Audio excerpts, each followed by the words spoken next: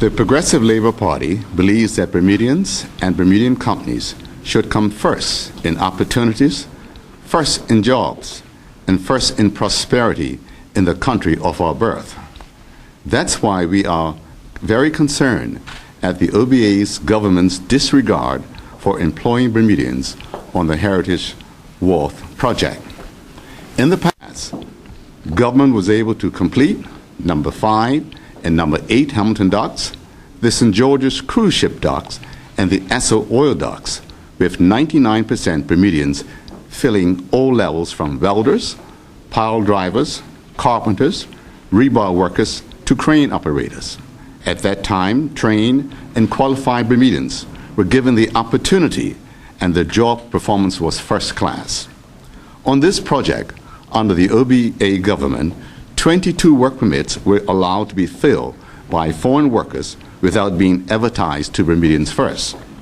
This is the first time I would venture to say that 22 temporary work permits have been granted to a single employer. This is cause for much alarm. It would have been good for the OBA government to come clean with the public about the job categories of these workers' permits for which Bermudians were not given the opportunity to apply. Excuse me.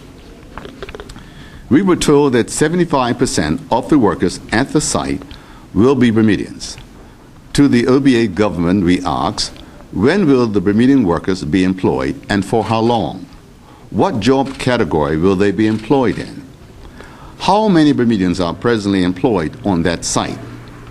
How many work permit holders have failed the on-site welding test? Under the PLP, Bermudian companies provided the cranes and other necessary equipment to complete the Heritage Wharf project. Under the OBA government, Bermudian companies were left out in the cold, while 2 cranes, 2 high lifts, 2 barges, and a tugboat used to bring the barge, which we understand to be costing the taxpayer $100,000 per year, were bought in. All of this equipment is and has been available in Bermuda, yet the OBA denied Bermudian companies the opportunity to provide their services and put the money that they would have earned back into our economy. The OBA, the OBA has also claimed that this project will cost $22.3 million, but an independent estimating company has costed this at $7 million, a difference of over $15 million. With the denial of opportunities for Bermudians and the lack of openness and transparency permeating this project, the OBA owes Bermudians an explanation. Thank you. Excuse me. I wouldn't want to speak for the OBA, but they did release that itemizing the kind of equipment that does not exist here and is being imported, mostly barges and lengths of cranes and things, way above my head. Doesn't that mean anything? We have cranes. In fact, we have a crane. They're using a 250-ton crane. I know one Bermudian has a 275-ton crane. We have barges. In fact, the barges that was used to construct the Heritage Wharf are Bermudian owned. They're still here. So if they have to bring in equipment, yes, we have to bring in equipment even to build houses. But not, that's materials, but not equipment like the barges, the cranes.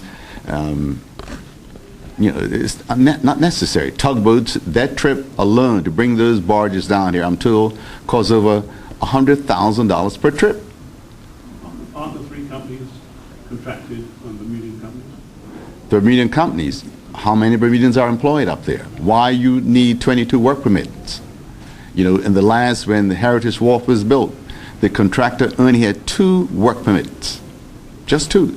And St. George's cruise ship dock, number 5 and number 8 docks, Esso, had all Bermudians. The company that has the 275-pound crane, which is it, and would it have been available at this point in time? All the equipment that I spoke about is available because there's not much work going on in Bermuda, so they've been glad to rent out their equipment. Even the welding equipment they bought in. Bermudians have welding equipment. all the welding that was done at the Heritage Wharf and the other docks is in Bermuda and was used, but they bought in their own welding equipment. Which company did the $7 million estimate for repairs? That's a private matter.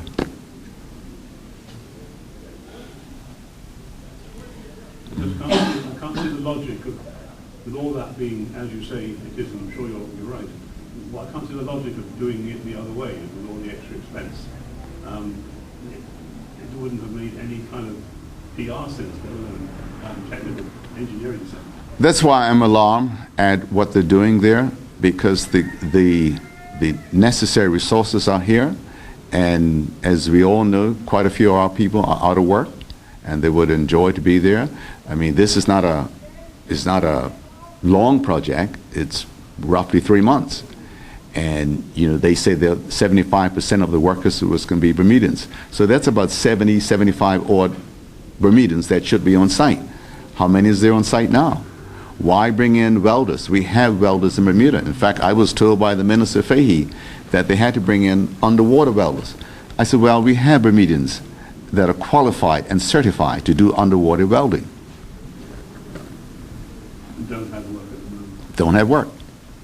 I mean, welders, is no work going on.